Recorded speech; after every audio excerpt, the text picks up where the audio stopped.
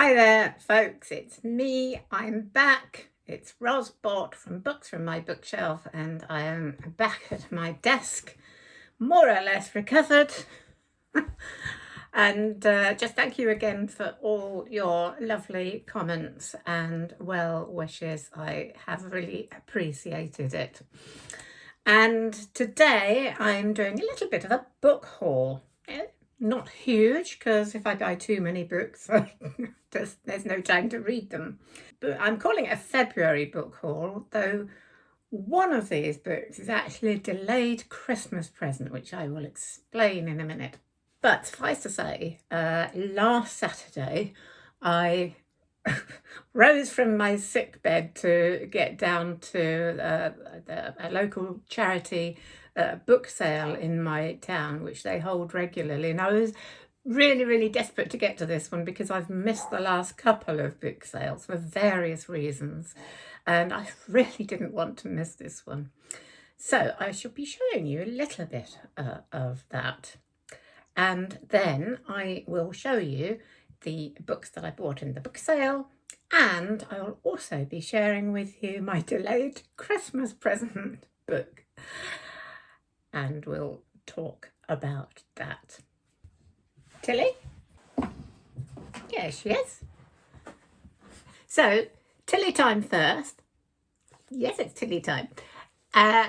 She is looking very scruffy at the moment. Of course, I haven't had the energies the last couple of weeks to do any grooming, and I do need to give her a haircut soon. But so there we are. I've given her a little bit of a brush, but it doesn't really help much. Oh, can you see out of those eyes? She doesn't mind. She doesn't mind at all. So first of all, I'm just going to show you a little tiny bit of a video that I put together from my brief visit to the book sale. Just to explain, the charity that organises these book sales in my town, I've mentioned before that we don't actually have a bookshop in my town, which is a real shame. But the Stour Valley Lions, which is the local group of the Lions Clubs International, put together a book sale every few months, and I do try to get to them. Lions Club International do a lot of really good work on things like the environment, world hunger, diabetes, and they have, off you go. So they organise local events to fundraise for charity projects in the local community. Really great charity. I'm actually thinking of volunteering as a member at some point. That's the charity I'm talking about, and this is a little video that I put together from my short visit. Here I am. It actually feels like spring today. I'm going in here. It's a Scouts hut in my town where they hold book fairs, book sales every so often. I'm going in.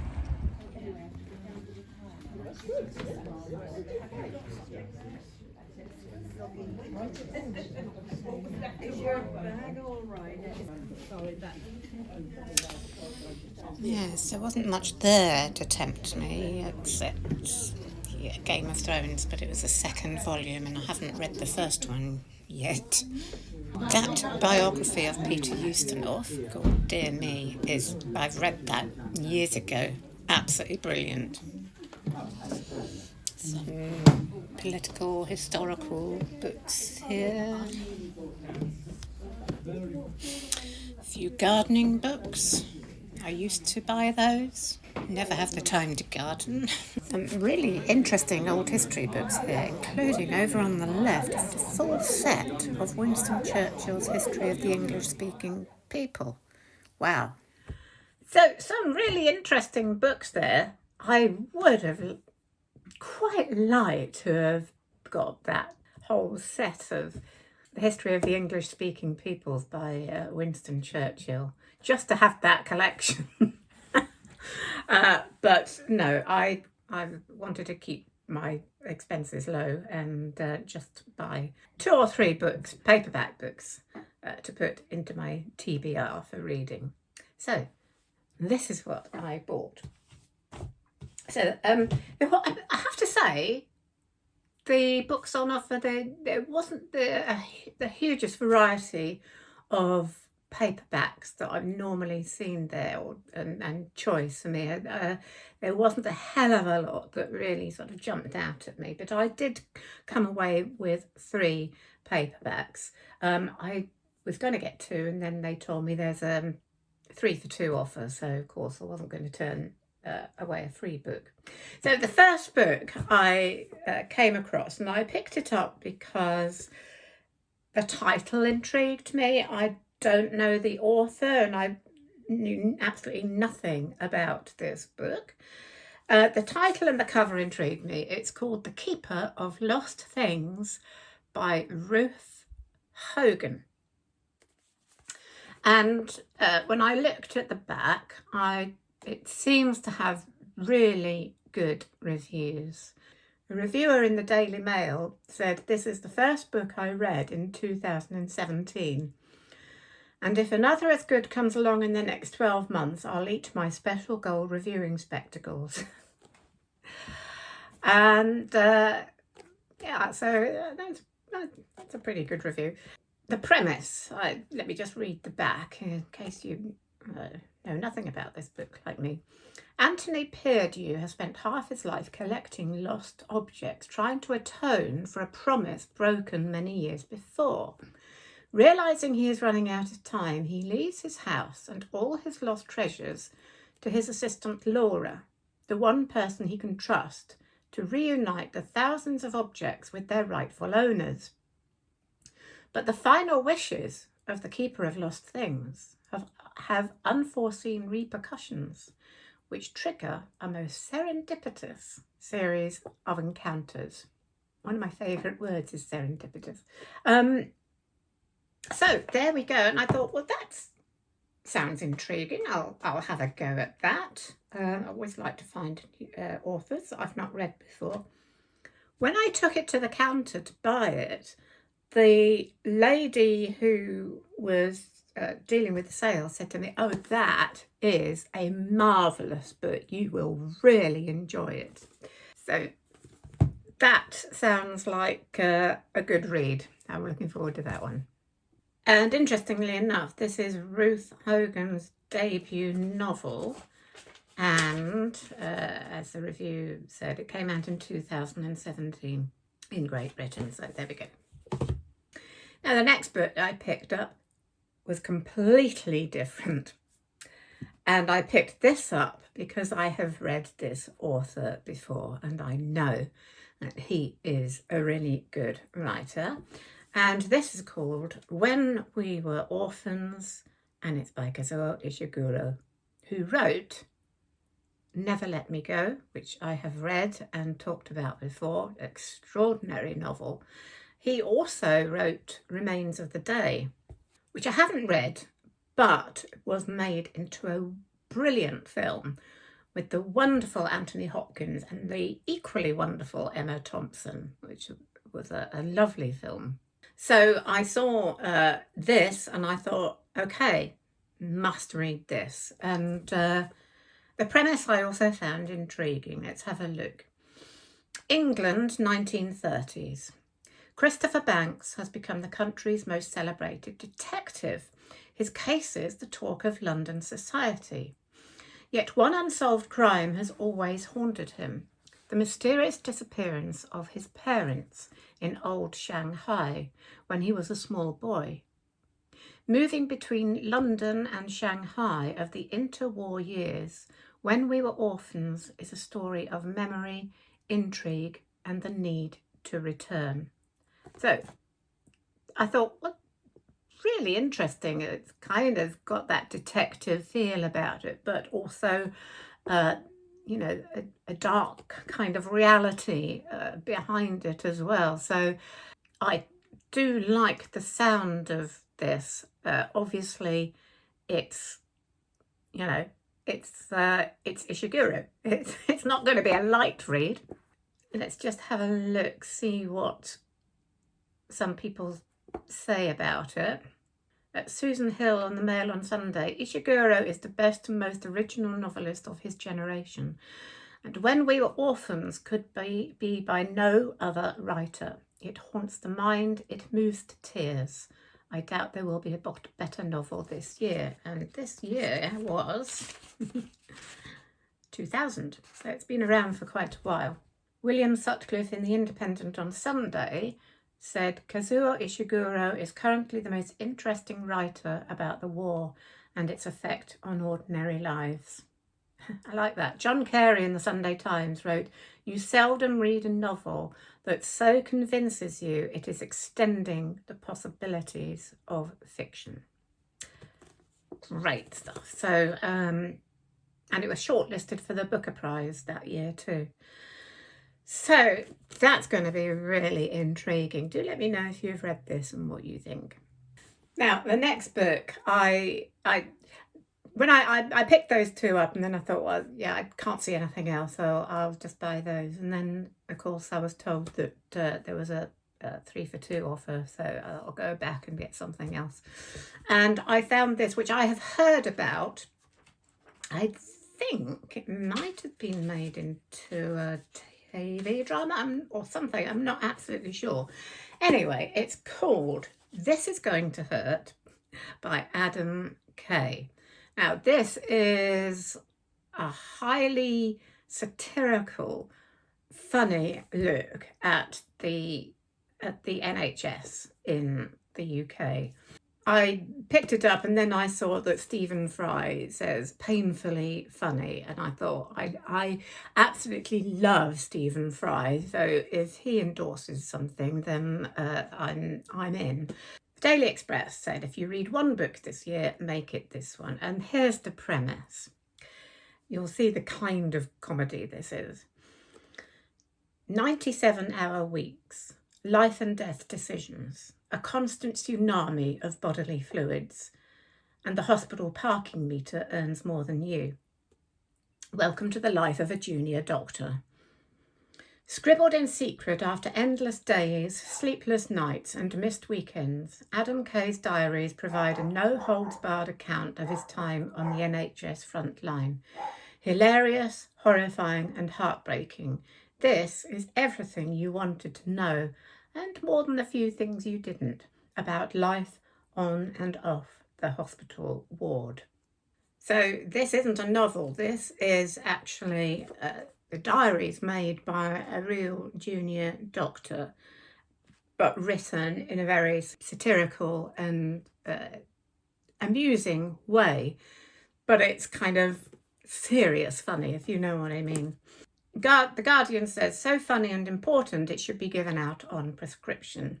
And Charlie Brooker says, as hilarious as it is heartbreaking. So that should make very interesting reading. We love our NHS in this country. So those of you across the pond, don't get me wrong. We have a real problem with our NHS at the moment, but we do love it. It has a lack of funding, but I don't think anybody here in the UK would argue against the idea of having free medical treatment at the point of need. Yes, we pay for it through taxes, but it makes life so much easier when you need to see a doctor. But as is obviously revealed very much so in this book, it does have a lot of problems. It's one of the big political firing points in this country at the moment, you might say. But I tell you what, this is something I really love about buying old books. Occasionally you come across something personal. Inside this book, I found this little scrap of paper, which just tells me something about the person who read this before. And it's just it's obviously what it is a list of things they've done on holiday. At the top it says lake steamer, stroke train, Tarn House, car ferry, Gunner's Howe, Bardsea Beach Cafe, Bardsea Swimming, Ulverston, Hode Monument, I think it's Cartmel, Royal Oak, Racecourse, Sticky Toffee Pudding, Craft House, Blackwell, Cafe, Windermere. They've obviously been on holiday in the Lake District and made a list of things they've done. And I just thought I'd share that with you because it's just a little insight into one of the previous owners of this book. I love it. Now, finally, I just want to share one more book with you. At Christmas, I spent Christmas Day with my brother and my sister-in-law and my nephew, but we didn't get to see my niece and her family at Christmas as we usually do for various reasons. We were going to go down on the Christmas week, but people were ill, and we weren't able to find a time to get together until January the 31st.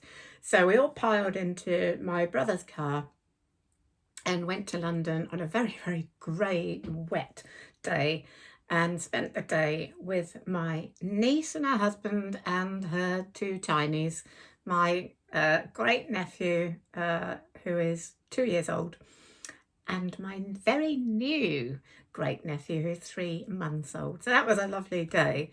And of course, we shared more Christmas presents. And what my niece gave me was this book, and it is called The Wilds, and it's by Louis Bayard. And it's a novel, of course, about Oscar Wilde. My niece has a really good knack of getting books for you that are absolutely right. And of course, I adore Oscar Wilde. I love his works, his plays, his humour, his wit. And so, of course, this is right up my street. So let's have a look at some of the reviews. Joyce Carol Oates said, witty, poignant and richly imagined, a boldly audacious revisioning of the martyrdom of Oscar Wilde, one which would have astonished Wilde himself. The author, Benjamin Dreyer, says, it requires a novelist of great audacity to dare to attempt to bring Oscar Wilde back to life, and it requires a novelist of great skill, to say nothing of wit, to manage the feat persuasively. So wonderfully well has Bayard presented us with real people pressing often excruciatingly towards fateful decisions. This is an intoxicatingly gorgeous novel. That's a great review. Just a shorter little quote here. James Hanahan, the author, says, naughty, witty and as scandalous as a wild play. Oscar must be blushing in his grave. I'm not sure whether Oscar Wilde would ever blush about anything. And let me just have the premises on the flyleaf here. It's September of 1892, and Oscar Wilde and his family have retreated to the idyllic Norfolk countryside for a holiday. His wife Constance has every reason to be happy. 2 beautiful sons, her own work as an advocate for feminist causes, and a delightfully charming and affectionate husband and father to her children, who also happens to be the most sought-after author in England. But with the arrival of an unexpected house guest, the aristocratic young poet Lord Alfred Douglas, Constance gradually, and then all at once, comes to see that her husband's heart is elsewhere, and that the growing intensity between the two men threatens the whole foundation of their lives. Gosh, what a sad ending to his life Oscar Wilde had in those days. But this should be a really fascinating read. I'm really looking forward to this. There we go, The Wilds. So that's it. That's my book haul for February. Who knows when I'll get round to reading any of these, but they all go into my TBR, and I will get round to them sometime, and whenever I get round to reading them, I will be reviewing them. Let me know if you've read any of these books. Oh, by the way, The Wilds, I forgot to say, it's a very recent novel, I think. Yeah, published last year, 2024. So that one is pretty up to date. So, next week, it's going to be March. Spring is in the air. The daffodils are out. The sun has been out a few times this week.